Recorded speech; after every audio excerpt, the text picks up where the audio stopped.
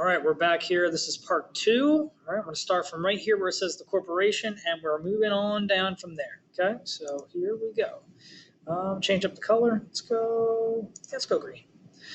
All right, and okay, it's still there. Why are you still there? All right, it's still there. All right, corporation. There it goes. It was. All right, so first off, let's look at the vocab words right here in the gold badge.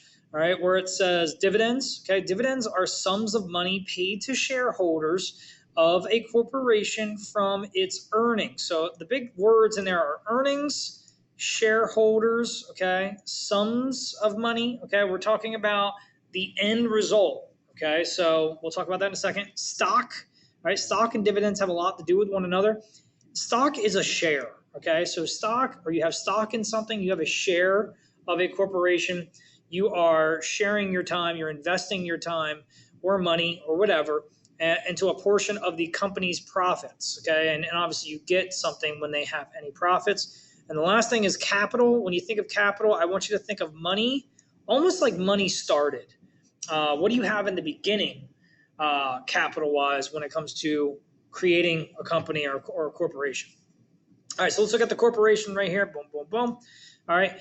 As business grew, many of them became too expensive or risky for one person to own. Instead, corporations owned them and shareholders controlled them. Okay, so it's not just one person anymore controlling one big company, corporation, whatever. It's not just one person that controls Amazon or Walmart or whatever. It's a shareholders group. All right, it's a lot of people. It could be hundreds of thousands of people, really. So today you could technically own shares of a company. For instance, like there's apps on your phone today that you can own. There's one that's called Stash, which is what I kind of use. And as you get older, you get a credit card or a bank account that can route certain money to certain spots, and you can buy certain companies. So like, for instance, I had stock in Amazon. I wish I had stock in Amazon back in, the early 2000s. But Amazon today is big. It's huge. It's crazy. So you can buy stock in Amazon, but the thing is that you only buy like a really, really small percentage right now. So let's say I have like $100 to invest. I can invest $100 into Amazon. If Amazon does better since my investment, I then can sell my stock and then collect the dividend, collect the sum of money that I had earned during that time period. So I make money, but also I can lose money. So like I could put $100 in if the company's not doing very well. I try to sell it. I'll only get maybe $98 back. I'll lose $2. Or $95, I'll lose $5. So you get the idea. All right, so that is a corporation. That is what a corporation does. Okay. All right. Hold on. Let me scroll down for you. Here we go. Horizontal and vertical integration. All right. So these terms are kind of hard for a lot of people to understand. Let's go blue here. A horizontal means obviously side to side. All right. If you look over here at this graphic, it's good. Horizontal is the idea that you are going to buy up. Like if I have a company, I have this one factory here. I don't want to have competition with the other factories near me. So I'm just going to buy them. So I'm going to buy that guy up, and I'm going to buy the next guy up. So it's almost like I'm buying all of my competition, so that way their things become mine, and what this equals and what this becomes is what we call horizontal integration. J.D. Rockefeller will use horizontal integration a lot. Vertical integration is the idea that, all right, so in the factory, I make a product. How do I make this product? Well, I need to find where my product stuff comes from, where the resources for my product come from. And so I'm going to buy the mine shaft where the coal comes from. I'm then going to buy the railroads that I use to ship my goods and make sure I use the coal in the railroad that I bought and only use that railroad when I'm shipping my product somewhere else. So the idea is that once I have a product, I now have this. So an idea, very simple. Amazon, again, big company right now. Amazon now has their own vans, and they actually have their own planes, and they have their own stuff now. So what they're doing is it's what we call vertical integration. They're buying up the transportation that sends their product somewhere else because they're tired of paying UPS, USPS, FedEx. They're tired of paying these other companies to ship their stuff all around. So instead, what they're doing is vertical integration. They're buying up all these things. They're now actually starting to buy stores, and they're going to start having only Amazon things in their stores. Kind of cool, interesting, different. Yeah, so that's vertical integration right now. Carnegie did vertical integration. That was the steel corporation. So what he did was he bought where the steel came from, the materials for the steel, the mine shafts. He then bought the railroads up that would ship his steel back and forth, and then he would actually obviously own his own factory. So check it out, right over here. Some individual businessmen, J.D. Rockefeller, Carnegie, all right, like J.D. Rockefeller,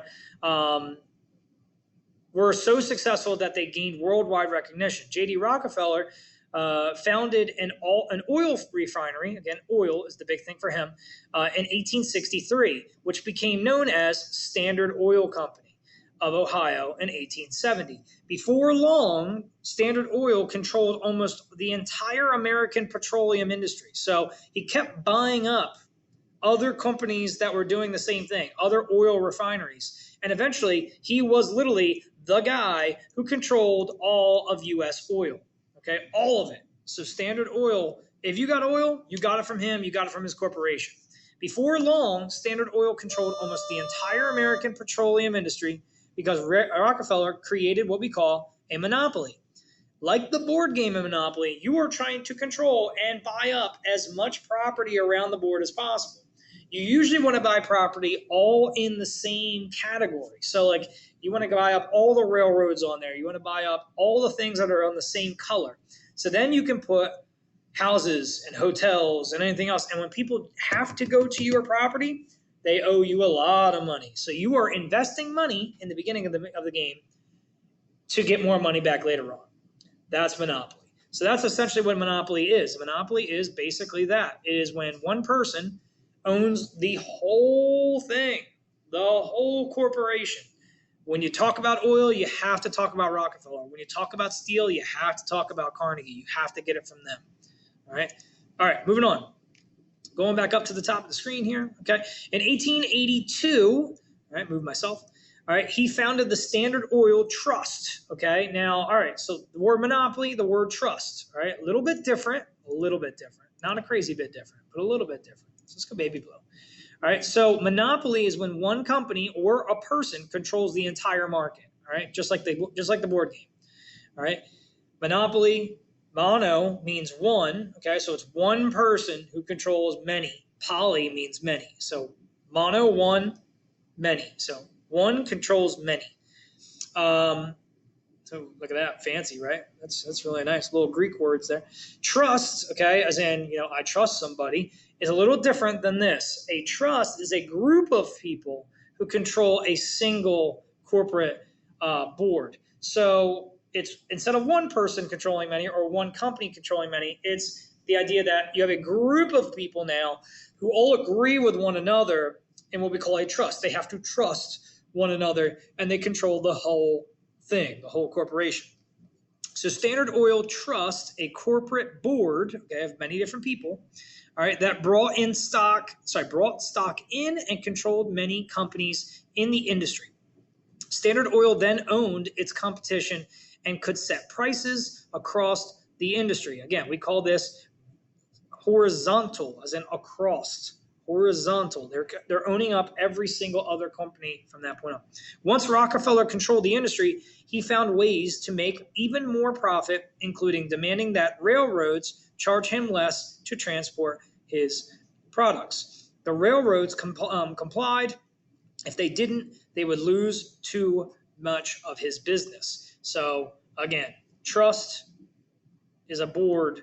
They all kind of work together on that one. Another famous businessman was that of Scottish-born steel maker Andrew Carnegie, all right, who began his career as a railroad employee. Gosh, I'm sorry, I'm having a tough time. After making smart investments in steel and in iron, he founded Carnegie Steel Company. All right, it was in Pittsburgh, Pennsylvania. That's why they call them the Pittsburgh Steelers. Oh my gosh, that's crazy. Carnegie controlled every step of the manufacturing. All right, we call this vertical integration. When you control where it comes from, how it gets to you, and then obviously the finished product. He owned not only the steel mills, but also the mines and the transportation. So I'm just going to put a little this, okay? Vertical integration is the idea that you control everything that has to do with your particular product, where it comes from, the whole deal, okay? All right, scrolling on down. All right, we only have a couple more minutes on this video, so I'm going to do these 2 pages, but I'm just going to read them quickly, and I keep saying that, but you know how to do it. All right, over here it says, and the warehouses themselves, obviously for Andrew Carnegie, he was able to cut costs and ensure a better product. Unlike Rockefeller, Carnegie did not intend to take over his competition. That tactic is known as horizontal. So when you're taking over your competition and you're buying them up, horizontal. When you are just trying to control every aspect of your industry, that is vertical, okay? Gilded, all right, we already know what gilded means. It usually means covered in gold, all right, not made of it. That's actually kind of interesting. I like the way that they rephrase it in the textbook here. Robber barons, all right, robber barons. Robber obviously means steal. Barons usually means that you're born with it. So it's kind of an oxymoron, where 2 things that don't make sense work together here. So oxymoronically, okay, that's what robber barons means. It's this idea of somebody taking something and then kind of setting their family up with wealth forever, all right? Or acting like they belong there instead of just being like thieves. So it's a robber baron is what we call them. All right, here we go. There was so much inequality, not equal, all right, that the period between 1869 and 1896 is known as the Gilded Age. Let me get my pen out. Let's go red. All right. So again, 1869 to 1896, all right, is known as the Gilded Age because it looked like gold on the outside, but something was definitely crude on the inside or bad. All right. People like Rockefeller were called robber barons, meaning that they lived like nobility. They lived like they were like wealthy from, birth. Okay. They were also unethical men who had to use trickery to become wealthy, which is true. In July of 1890, Congress passed the Sherman Antitrust Act. All right. That's a big one. Sherman Antitrust Act. It's one of your vocab words. Based on the concept that competition is necessary in free markets. It made trusts and monopolies illegal. It was difficult to enforce, okay? So antitrust, obviously anti-group that controls everything, anti-monopolies. The idea today is pretty simple. You can shop at ShopRite. You can shop at Acme. You can shop at Walmart. You can shop at Target. You can get the same products in every one of those stores. And those stores can lead to like different sales or whatever. And that's competition. All right. That's how they do that periodically. But most often than not, when you go to ShopRite, you go to Acme, you go to Walmart, you go to, wherever, it doesn't matter. You go to Target and you try to buy something, it's probably in the same price range. Reason for that is because the price is enforced. The government actually can tell you how much something can actually be on the market. So you can't just go, all right, well, we're having a deal. Like, again, if you pay taxes, you do these things in these stores. We're having a deal on, let's say, shampoo. If you try to buy shampoo from somewhere, you can't just like go to ShopRite and ShopRite goes, all right, well, we're selling shampoo for only $1. You can get 3 things for $1, as opposed to Target, who's like, all right, well, one thing is $3. All right, so where are you going to go? Probably ShopRite. But they can't do that. All right, you can do that for a time period, but you can't do that throughout forever. Otherwise, it would take Target out of business. So it has to be within the same range, and it's enforced by the government. Okay, it's these antitrust acts kind of thing. In the blue here, it says Carnegie published an article that came to be known as the Gospel, all right, as in like the word, all right, the word of wealth, all right, the word of God of wealth almost. He stated that it was the wealthy's responsibility, all right, as in the wealthy people in the world, to society to act philanthropically. All right, now that's a big word. All right, we're going to get the definition down here with philanthropist. All right, philanthropist. All right, so let's scroll down a little bit here. It says, regardless of how they obtained their wealth, Carnegie and Rockefeller both were philanthropists. All right, what's it mean?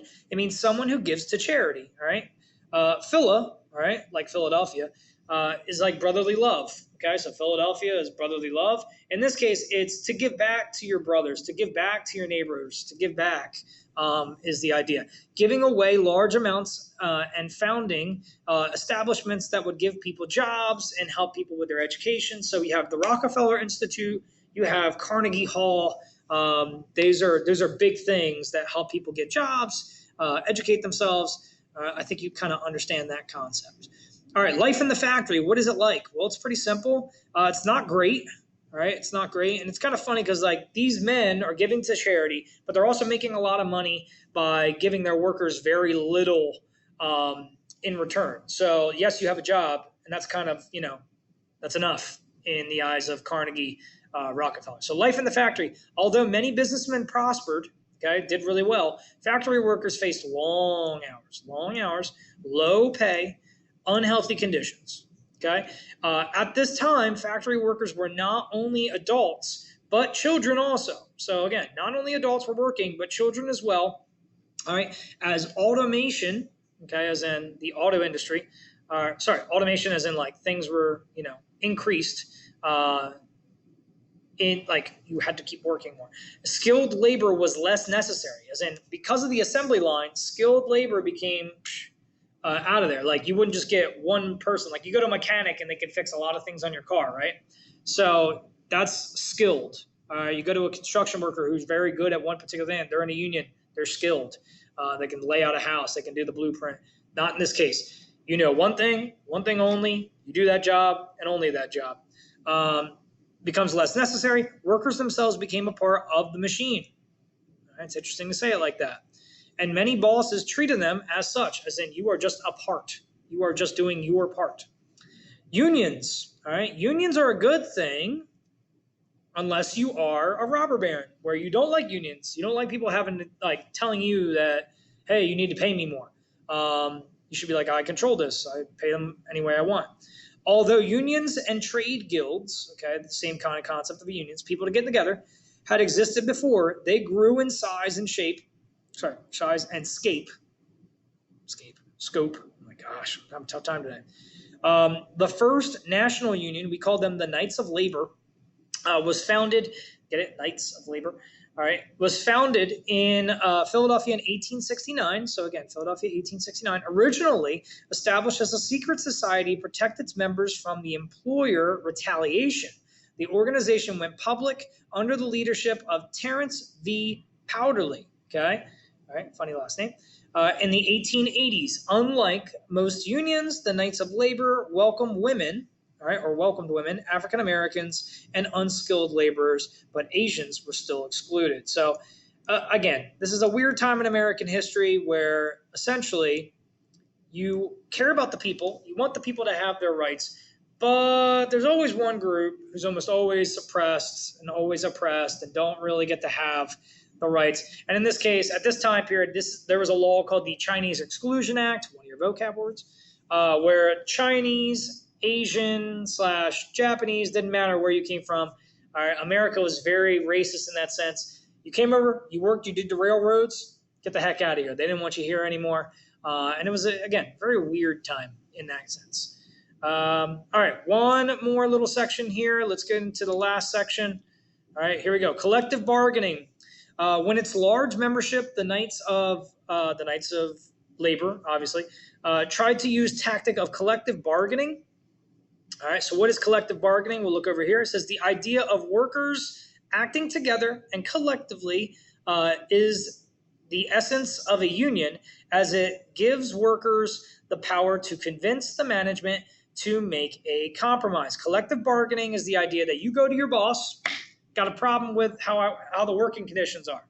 All right, what's the problem? Well, we don't like working 12 hours a day. We want to have 8 hours a day. All right, so your boss goes, no, you can't have that. Well, you collectively, all of you, say, we want 8 hours. All right, if you don't give us 8 hours a day as a work schedule, we are going to all quit. We're all going to stop working. We're going to strike. All right, and that works. Okay, the reason why is because there's power in numbers, guys. The bosses still want money made. They don't want to have to do the work themselves. They don't want to have to train everybody to do the work all over again and new people. So sometimes when you collectively bargain, it works. Sometimes when you collectively bargain, if you don't get everybody on the same page and even one person doesn't do their, goes and does the opposite, you get fired. So there's that. To secure pay equality and other workplace rights, in 1886, there was a man named Samuel Gompers, again, another last name that's kind of funny. He founded the American Federation of Labor, or what we call the AFL. It's a coalition of many smaller unions, including the Knights of Labor, which became a much more influential group. So this becomes the big group, the AFL, okay, the American Federation of Labor, much more important than the Knights of Labor, but the Knights of Labor obviously were first. They were the first group to do this union-like activities. Okay? All right. Do your best to answer the questions, and